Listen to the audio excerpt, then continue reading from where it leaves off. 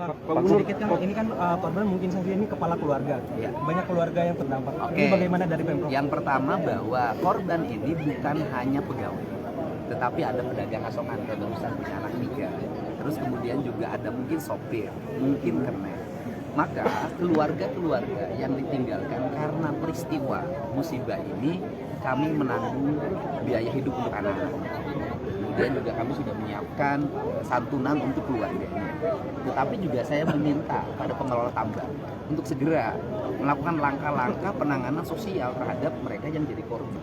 Kan tambang di sini untungnya sudah banyak. Kan harus ada sikap untuk memberikan bantuan dan tanggung jawab terhadap korban.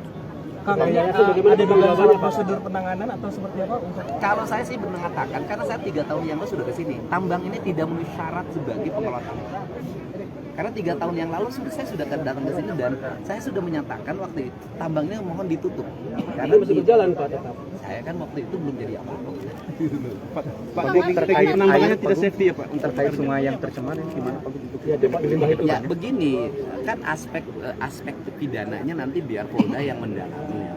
Pidananya selain dilanggarnya standarisasi KPK, juga misalnya aspek pencemaran. Kemudian kan ini yayasan Kokontren. Benarkah yayasan Kokontren ini benar-benar digunakan untuk kepentingan pondok pesantren atau tidak?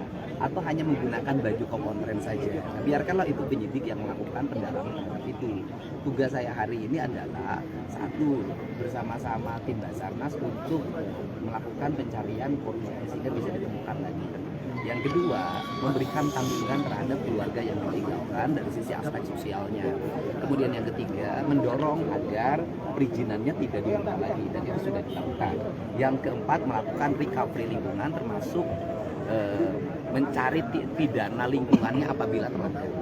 Artinya ini setelah adanya kejadian ini seluruh aktivitas tambang di Gunung Kuda akan ditutup. Semuanya sudah di malam sudah ditutup. Berarti permanen atau gimana? Tidak akan saya buka lagi. Berarti permanen? Ya sudah, saya tidak akan saya buka lagi. Pak Bu, untuk terkait pemulihan kondisi sungai yang akhirnya menyebabkan para petani harus Ya itu akan kita recovery ya, karena kan PR kita terhadap kerusakan lingkungan Jabar itu banyak ya. Dan tindakan kita ini kan kadang-kadang berhadapan dengan masyarakat itu sendiri yang menginginkan tambang itu ada. Tetapi bagi saya hari ini saya lebih memilih konservasi, pengelolaan lingkungan, penyelamatan lingkungan daripada sekedar itu.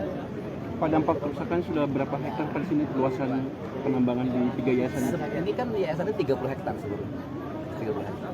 Ya kita setelah ini juga kita akan manggil perhutani.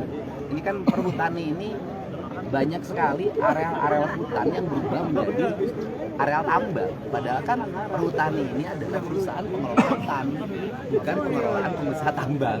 Ini kan lagi-lagi dulu perkebunan itu menjadi PT sewa tanah, nah sekarang perhutani menjadi PT sewa lahan untuk pertambangan. Nah ini perusahaan yang BUMN yang aneh-aneh ini segera memperbaiki diri. Ini dosa ini. Pak, berarti sebelumnya ini lahan perhutani Pak? Ini perhutani Pak. Saya memanggil perhutaninya dan paling utama tata ruang. Saya minta Pemda Kabupaten Cirebon untuk segera melakukan perubahan tata ruang.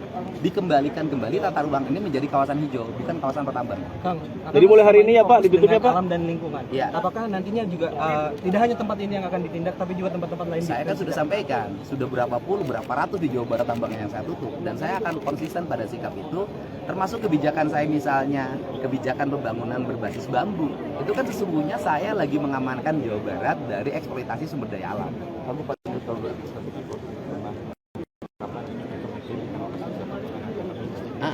Iya waktu itu kan karena kan waktu izinnya kan sampai 2025. Dari sisi aspek kewenangan kan saya tidak boleh putus izin di tengah. Ya, kalau sekarang kan ada musibah, ya izinnya langsung dicabut. Ya gimana mau jadi wisata, tempatnya masih harus di recovery. Ini harus recovery total dulu sehingga aman untuk lingkungan. Kalau sudah aman untuk lingkungan baru kita kembangkan di sana. Ya. Oke, siap, makasih Pak Gubernur. Siap, makasih Bapak Gubernur. Download Tribun X sekarang. Menghadirkan lokal menjadi Indonesia.